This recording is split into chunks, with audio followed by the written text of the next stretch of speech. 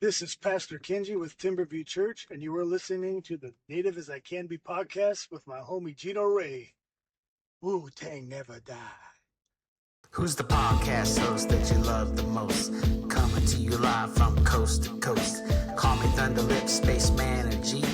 It's just me being native as I can be.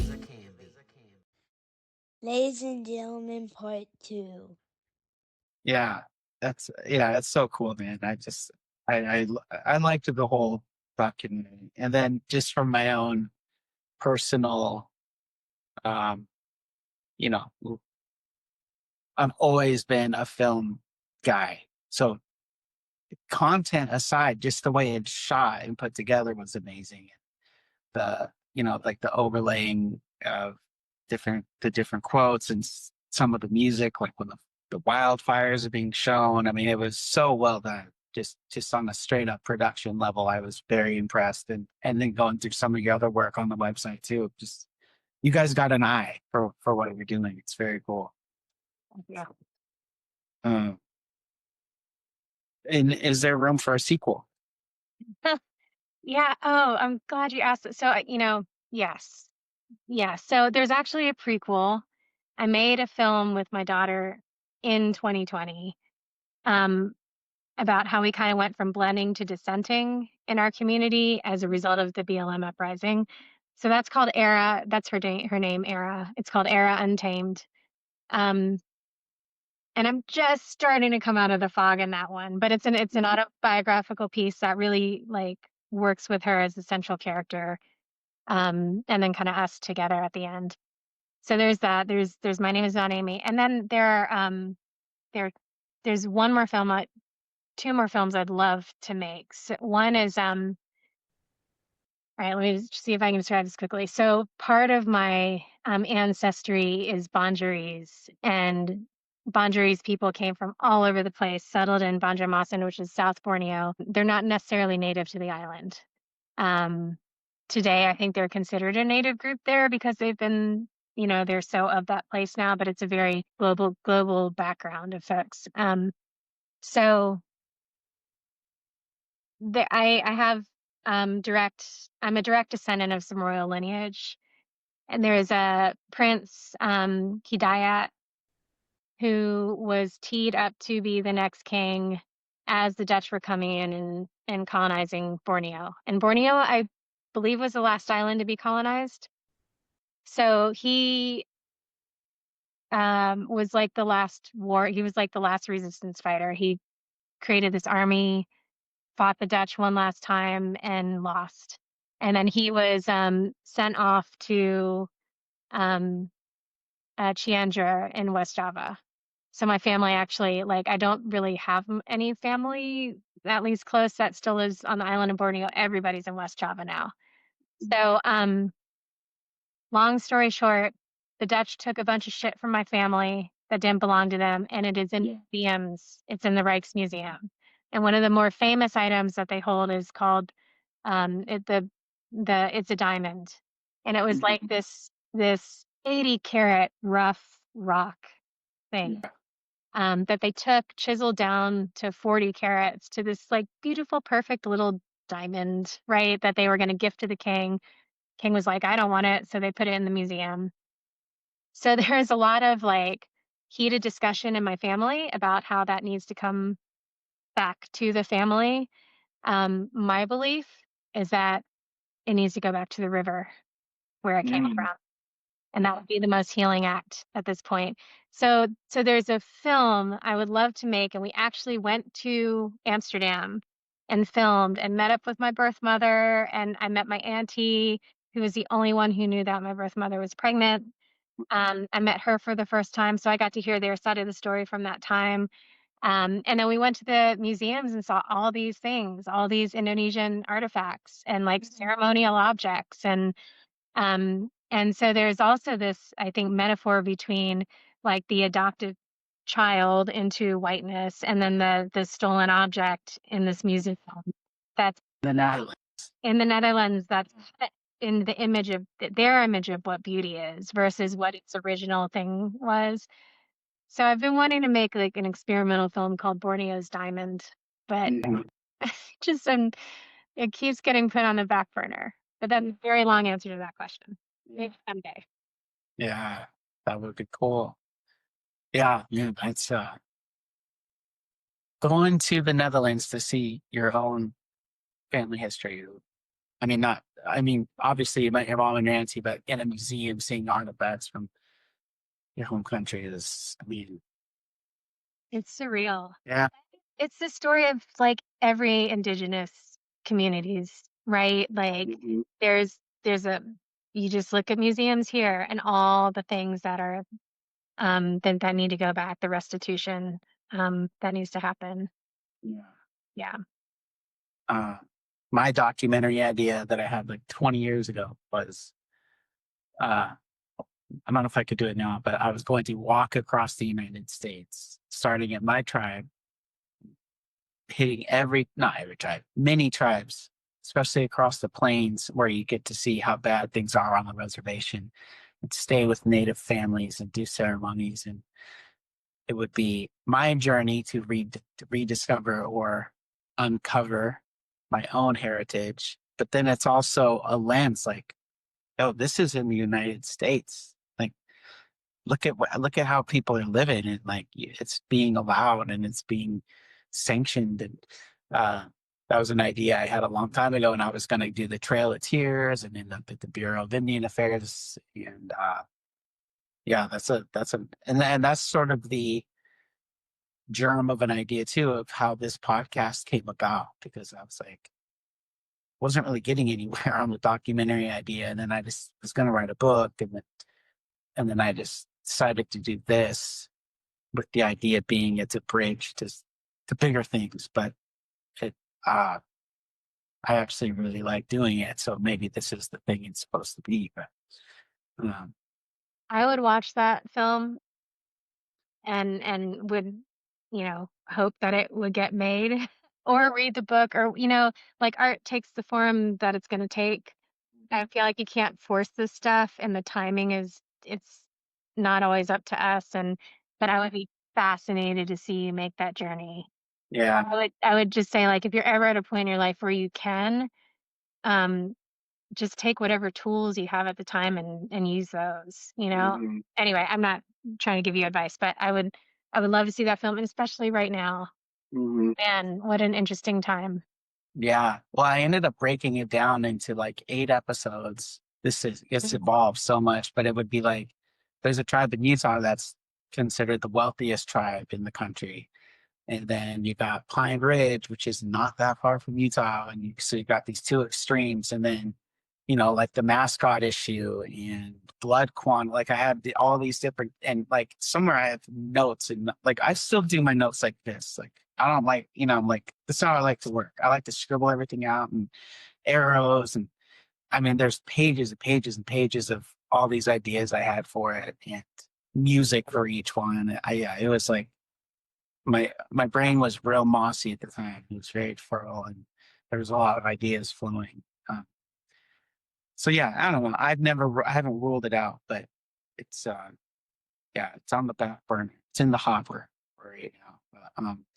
So how did it feel to unpack your story through art? Like, do you have any regrets about doing it that way? No, never. It's weird. I mean, it's weird to put things out so publicly. And both of these films, Era's film and My Name, had pretty small runs. Like they didn't get into a ton of festivals. They're not streaming anywhere publicly. We've had some really powerful community screenings, mostly within the adoption constellation of My Name. We just wrapped our festival run with My Name at the Buffalo International Film Festival, and it won the jury prize for like best doc short. And after like and then I got feedback from the Tallgrass Prairie Film Festival about why they didn't choose it. And it's just like it's right. You have to I've had to stop taking everything personally. And that doesn't mean that there are moments where it's like, oh, ouch, that hurt, right? Or whatever. But Yeah. I don't regret it because, you know, I made these films first and foremost for myself because Right. it's fucking therapy. Like Right. it is my way of processing and going back over and over and over to something that we filmed and trying to understand that thing in the bigger picture. And it gets clearer and clearer and clearer the more I work on it and the more voices you bring in. You know, this is not a manipulated, like, forced story. This is a thing that wanted to unfold, and I have no regrets or apologies about it.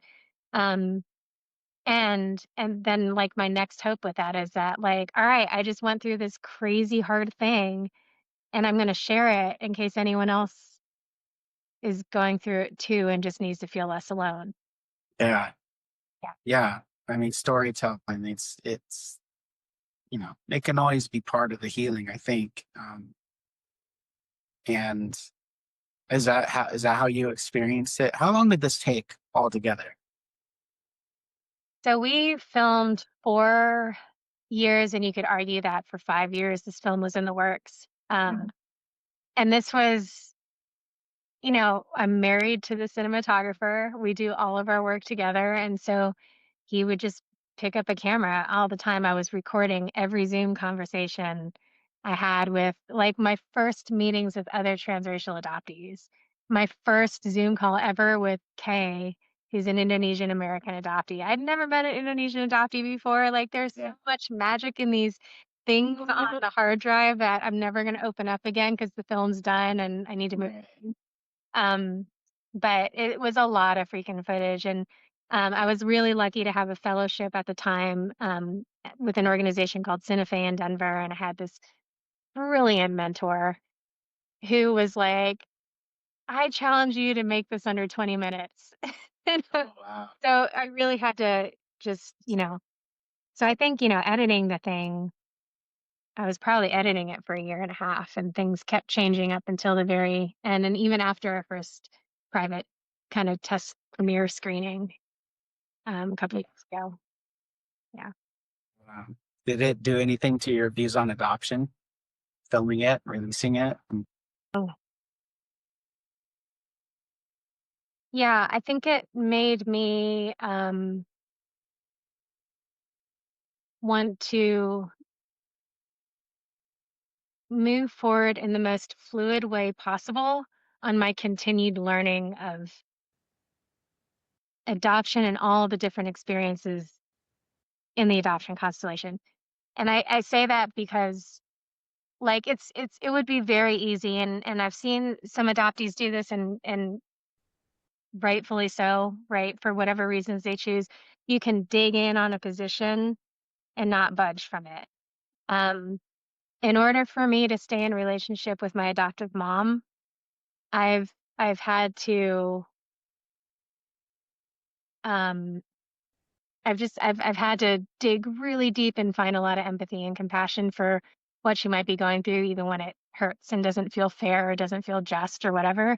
And that's my choice. And I feel like coming out of the film and releasing that film, like I'm not I'm faking a healing path if I don't continue to, like, push myself as things continue to unfold. Like, I can't stay in those final scenes forever, right? And, like, and I try to find language that, you know, even though right, that's a period of time that is reflected very honestly. I tried to find language that I knew somehow took us a little bit farther into the future than I was even in myself at the time, right? Does that make sense? Yeah.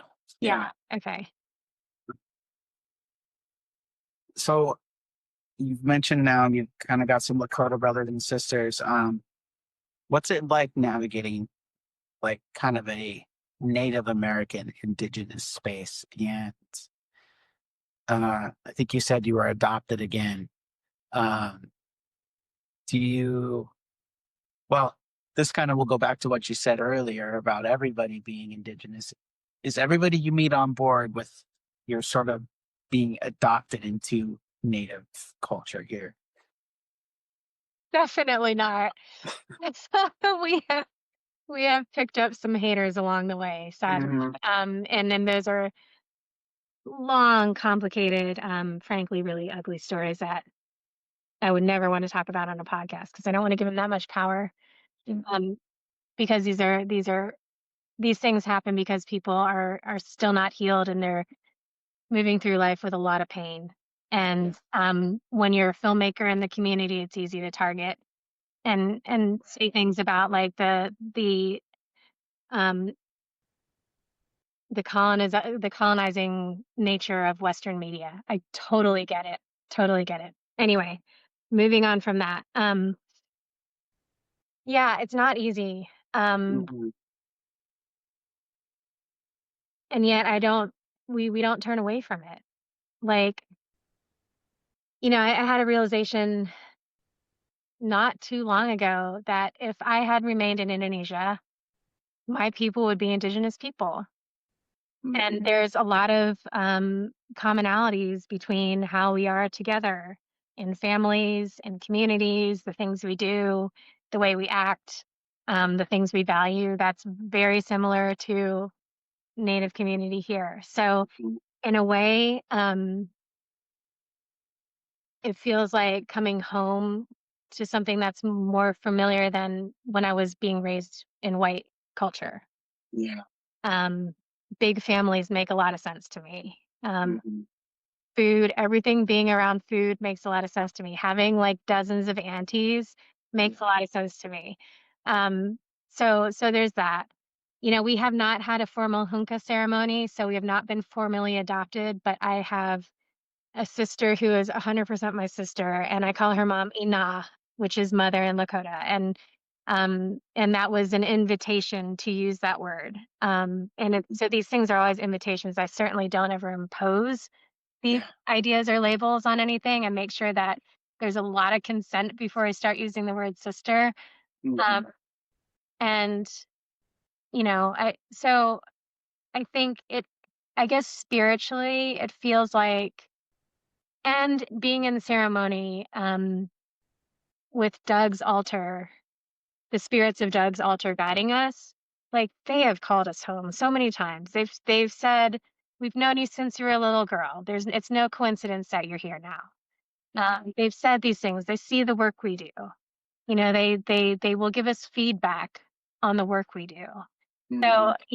So even just spiritually, it feels like um, a coming home with full awareness that this is not our home. Yeah. Um, yeah. Yeah. This isn't even in my notes, but I'm curious, how are mixed people treated in Indonesia?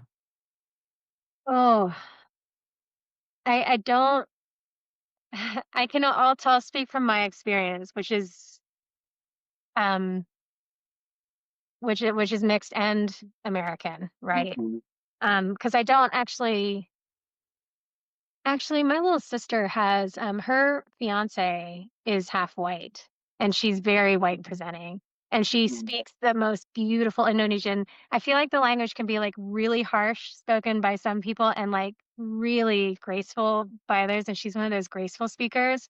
I could listen to her talk all day. But her mom's from the US. Her dad is Indonesian. And I know she's had a hard time with a lot of people just not accepting her as Indonesian, right? Um, when I go, if I go to a Starbucks in Indonesia and give them my name, they literally can't hear me saying Dewi. I have to like type it on my phone and show it to them, and then they look at me like I'm like an imposter who doesn't belong to that name or couldn't possibly be named that. The other thing, the first time we arrived in Banjarmasin, maybe it's not when we first arrived. We did some little boat thing. We came back to the dock and it was like a Saturday, and so the market was booming and there were all these people out. And I was there with my husband Jason and our daughter Era, um, and they're both white, and well, Era's white passing, and we were treated like movie stars. Like you'd think like Julia Roberts had like pulled up on the shore, the way they just looked at us with stars in their eyes, and like it was making Era super uncomfortable. So that's actually more about whiteness than mixed. Yeah. But I mean, I think there's a belief that if you're mixed, you're more beautiful. If your skin is lighter, there are all these products on the shelves for skin whitening crap. That was super hard to see. So, again, it goes back to that colonial Stockholm syndrome. Being mixed is crazy, dude. Like, and it's just like it's you know, everybody seems to have the same experience with it, whether they're black and it's just everybody. It's just weird double-edged sword of the lightness of your skin doesn't really work with this side, but it does with this side, but this side doesn't like you because but then, and you're just that. I mean, that's part of this whole thing is me. I've been trying to figure this out for so long, and now trying to spin it into an advantage instead of a disadvantage, which is what it always felt like. So you're reminding me, I met this brilliant elder. He was in his 90s, Pa Lumbut. He's a native bornian from the South, and he had a river that's the name that the tribe goes by, and I can't remember it now. But when I introduced myself and I said who I descend from, right? And right, so English, Sundanese, Banjarese, and Dayak or Native Bornean. The first thing he said to me was, "Oh, you're rich in spiritual identity." And it was such a positive and constructive reframing Yeah. that, because a lot of times I feel really fucking confused in my spiritual identity, right? Like right in my head. But when he said that, it changed something for me. And I was like, oh, this is an asset. Like spiritually, like we've got a lot of ancestors with a lot of different experiences who don't all come from the same place and have this global, um, these global stories of our lines. And that's a really powerful thing. And as part of that, I've tried not to reject my English ancestors. There were farmers and artists and um, musicians in that line that I it's funny because when I see them all show up, they take a back seat. They let the Indonesian ones come in first. They take a back seat. And I feel like that's some agreement they worked out when I was born or before I was born. Yeah. But yeah, I hear you. I feel you. It's like it's hard, but I think there's a lot of beauty in it too, and that's what I try to tell myself. Yeah. Trying to find it. I think there was a spot. Maybe I can write it down.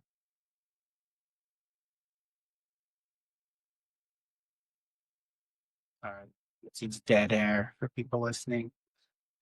Um, I don't know. Basically, as you're saying, like your English side, but you feel closer to your non-English side. And I have had that my whole life too, where I feel closer to my indigenous side than my English side.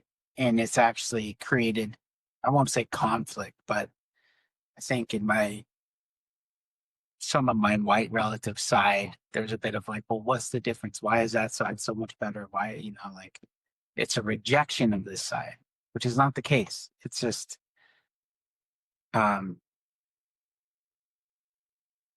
it's, like I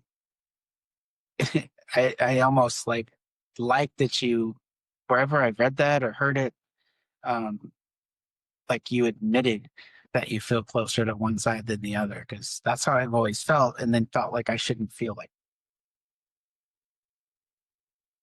Yeah, I've seen it done both ways. I've Right. I've seen mixed people of color, um, over and over and over reject or deny or deny, like it's just this thing that's never mentioned, but it's really clear that there's some other things mixed in there, and every time I see that, I just have this prayer for them that they can like find peace with all their ancestors and not reject parts of them and or deny pieces of themselves. Um, and I also think like, I mean, Melissa, like she's as indigenous as it gets. Mm-hmm. And I think to some she's probably white passing um and I think her mother was half, so she's a quarter like your son and my daughter and what comes through and that's like it's real and it's true and nobody can take that away from us. Um this just made me think of one more thing. I'll just throw this out real quickly. I was talking to a friend. She is Diné, Apache, Ute, and maybe Mexican indigenous, or maybe I'm forgetting another North American indigenous tribe. But she's a whole mix of things. She is not enrolled anywhere. She's doing a lot of work to really try to repair and unite the unenrolled with tribal nations here and make sure we're all working together. Um, anyway, we were talking and we were talking about identity, and I said something like, "I am a displaced Indigenous woman as a result of adoption," and she kind of honed in on, oh, and I said, and I'm an uninvited guest here. Nobody asked me to come over from Indonesia. Yeah. So she kind of zeroed in on the words displaced and uninvited. And she was like, what happens when you remove those words from how you identify? And all of a sudden I just got this feeling of like total liberation. And I was like, oh, when those words aren't a part of my story, I don't have to prove anything to anyone. Mhm. And that was yeah, that was kind of a wild conversation because without even trying, there was a huge shift for me afterwards in like how I walk out my door and into the world. And I feel like there's something there for certainly for adoptees, um, and mixed race folks and immigrants and like all these things. And yes, these labels are a authentic part of our story, and we are not who we are without them. And um, maybe we don't have to let some of these more limiting terms define us for the rest of our lives. Yeah. Yeah. Yeah. Man, it's such good stuff. I still have like 2 pages of notes we haven't even gotten to, so I don't know if we're gonna get to all of it, but it's such good stuff. I mean, like I have a cousin on my dad's side who's red hair, super white, but he's been on like tribal council. He's lived down home forever. Like, and if you saw him walking down the street and didn't know him, you'd go, "Who's that redheaded white guy walking down the street?" But if you're down at a powwow and he's around, he knows everybody. He is as native as he can be, which is full fledged. But but yeah, it's just that whole. And I'm gonna have him on. He was on the first season. I want to dig more into his story because growing up down home and looking like he looks, like what that was like for him. And then I have another friend named Kobe who's similar. He's Chamorro, but blue eyes, super light hair, super light skin, and then everybody in his family is dark. And so he's like, "What the hell, dude?" And so like he has a hard time. Like he loves being from Guam, but he has a hard time feeling like. But then he'll go down there and everybody's cool with him. His last name's Tayatano, and it's so like complicated and muddy and all this stuff. Like it's just, and it makes for great conversation. Um, so what has storytelling taught you about yourself? Oh, um, taught me about myself. Hmm. There are a lot of years, I want to say early years, but it was beyond the early years where I learned where I wasn't a good listener. I learned where I came in with bias about something and was totally checked once I started or even like romanticism about something. Um you know, I was making films in indigenous communities way before I realized I was allowed to think of myself as indigenous, and I was still showing up as an assimilated white girl in these spaces. Right.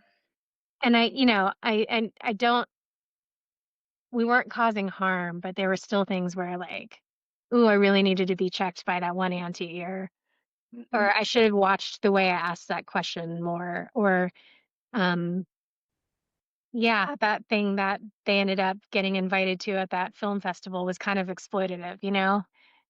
So I think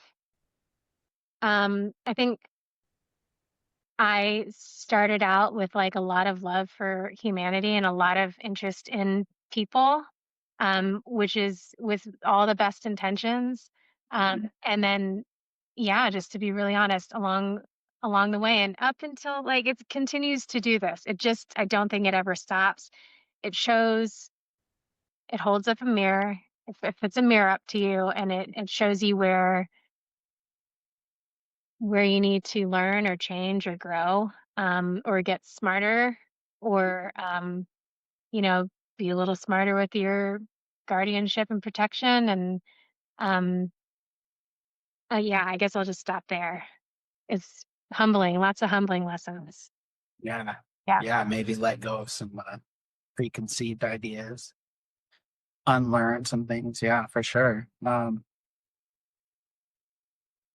But what do you think people, let's skip that question.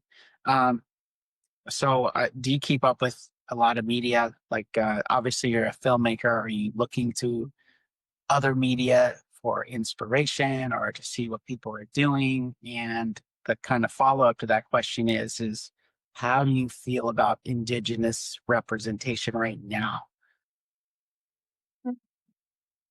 Yes, we are lovers of art, and there's such a brilliant and robust and diverse indigenous community here in the Front Range in Denver area. My dog's really bored, throwing her ball around. Um, sorry. So there's a lot. Like there's always some exhibit. There's always an art market. There is murals, music. There's a lot going on around here, and we go to as many things as we can possibly go to. We are avid watchers of movies and other films, and um, yeah, and really like we love the like experimental indie stuff. If I had to name a big studio, I'd say A24 has some of Yeah, my favorite they stuff. just good stuff. Right? They're so out of the box, and it's kind of my dream one day to.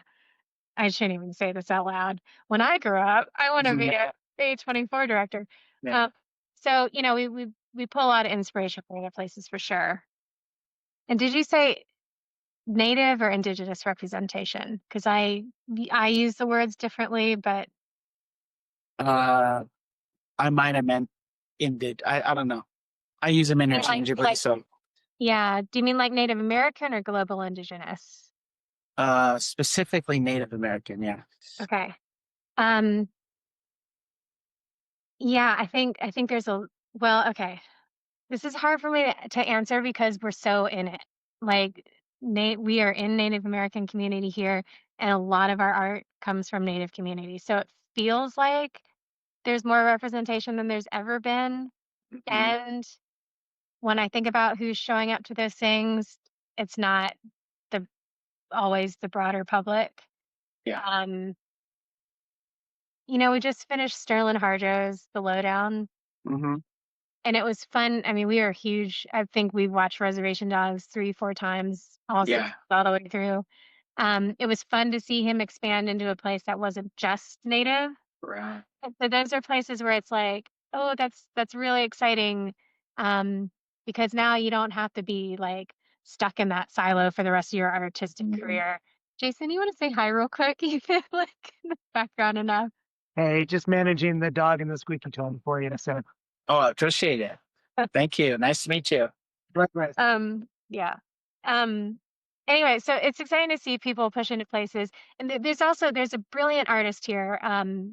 She's currently a resident artist at Redline Contemporary Art Center. Her name is Christina Maldonado Badhand. She's Lakota. She runs Create Aya, which one of those projects is IACon, which is like the Indigenous Comic and Arts Festival every year in Denver. And it's badass. They had a blacklight powwow last year. Every year they have an Indigenous futurism fashion show. I got to walk in it this year, which was super fun because Yeah. whatever, that's not my thing. And it was like so empowering to do that and to be able to work with this Navajo artist, like high fashion designer. Um, they they're so innovative and they're pushing into these like very modern contemporary urban spaces. And there's always this like it's not just all historical, it's like really like melding things with futurism, and that's really exciting. Yeah. Yeah. I like the idea. I don't know who I said this to. But yeah, Sterling Hart, let's have him not be that good native director. Let's have him be that good director. Let's not have yeah, like I just like this, like Reservation Dogs is an amazing show. And I'm the same. I've watched it over and over again. And now I'm showing the parts I could show to Che, because not all of it really works for a 7-year-old, but I'll still show him Willie Knife Man because that is just too funny, but language and all. But yeah, I want there to be this.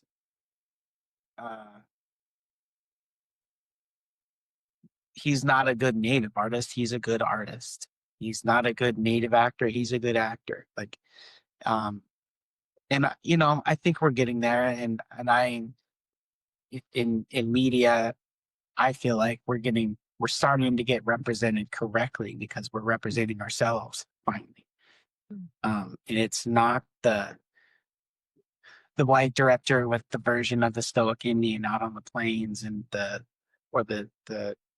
washout, burnout, whatever. Like I love that we're being represented as the funny and warm and smart and all the things that we are finally being accurately portrayed. But it took us doing it to do it.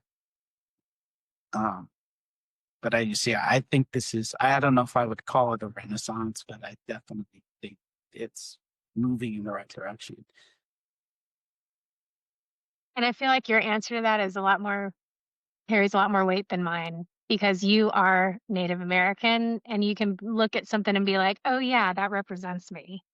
So I can have my opinions about it but thanks for sharing your answer to that too.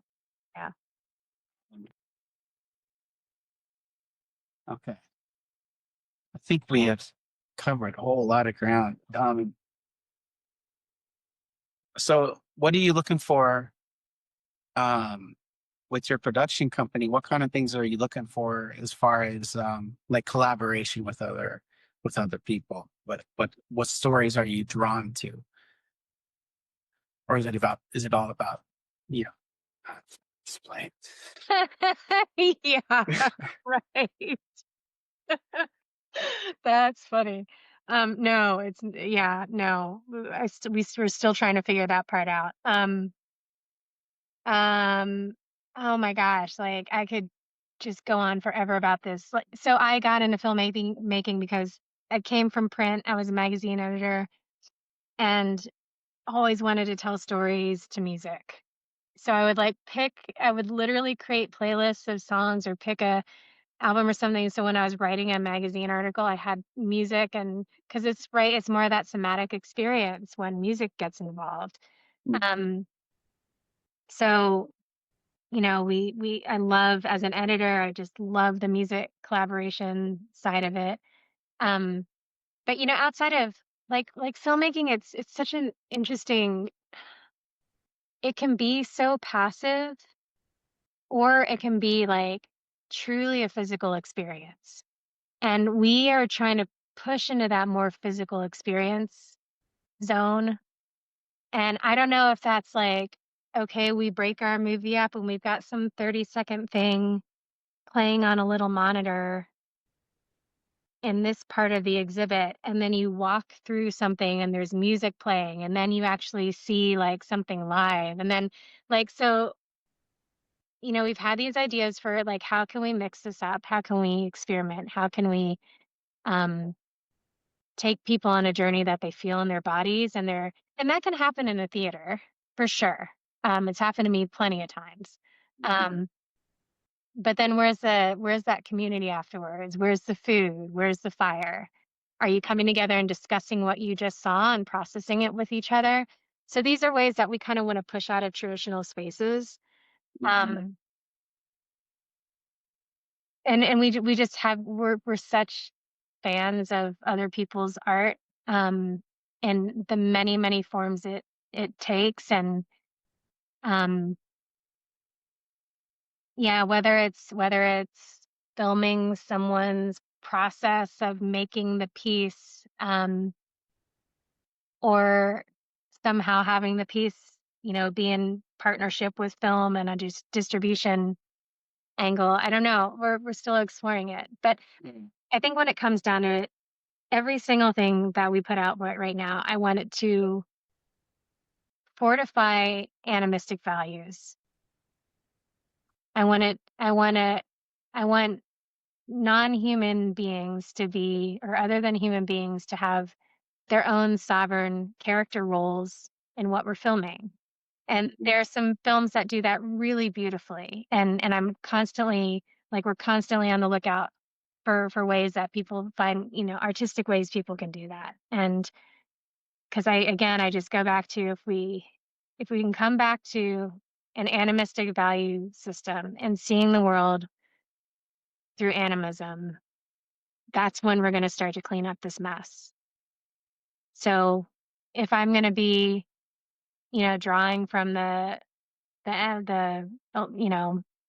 energy board and using Adobe Premiere, which is promoting AI all over the place and heating up the planet faster than ever, and doing these extractive things that take a toll on the earth, then our stories better fucking talk about how to get back in right relationship.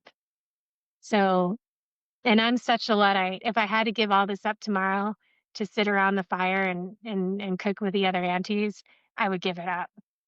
But for now, this is the world we live in, and we need our microphones and cell phones and whatever. Totally. Yeah, I've been trying to get out of this for quite a while, but yeah, it's I don't know. You're kind of anchored in place, and so you have to, at the very least, you're swimming with your clothes on. So you're trying to you're trying to create where you can. Well, I think I'm gonna wrap this up. It's been such a pleasure talking to you, and similar to Melissa, and this is the first time we've ever talked. We emailed a little bit back and forth, but I feel like we got it on. How did you feel about it? It was great. Yeah, it was. You're my favorite host, and I have to say, like, this is the first time I've been on a native podcast. Really? Really excited about that. It's a huge honor, and Yes.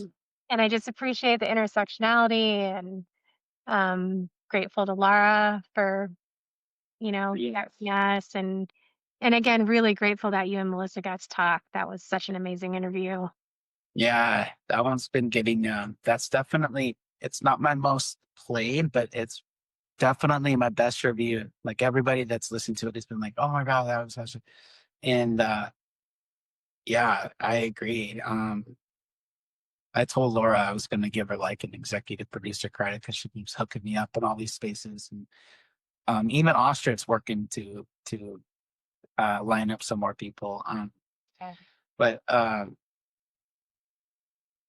like I did this years ago with really no idea what I wanted to do with it, but just this feeling in me that there's something that needs to be said, and I don't know what it is. And I don't know that I still know what it is, but I think what I'm figuring out is just the amount of people, that have a story, and one of my best moments when I'm doing these is when I ask somebody a question and they go, "Oh my God, I've never been asked that." And that's like one of like my favorite things. And like my therapist, I said to her, I was like, I need to do something. I'm going crazy. I'm not,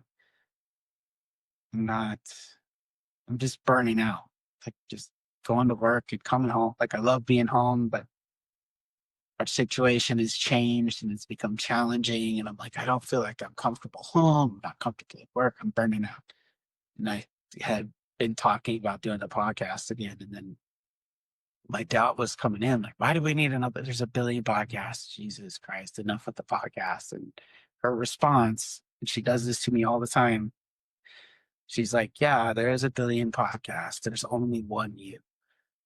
And I was like, she got me again. And yeah, just finding so many people that relate to this mixed space, this in between. And so anyways, that's the story of the podcast. But yeah, thank you so much for coming on. And I'm so glad it worked out that we were able to do it. And I love the film. And yeah, I hope I'll watch anything you do. I think you're really talented. And you have a great eye and very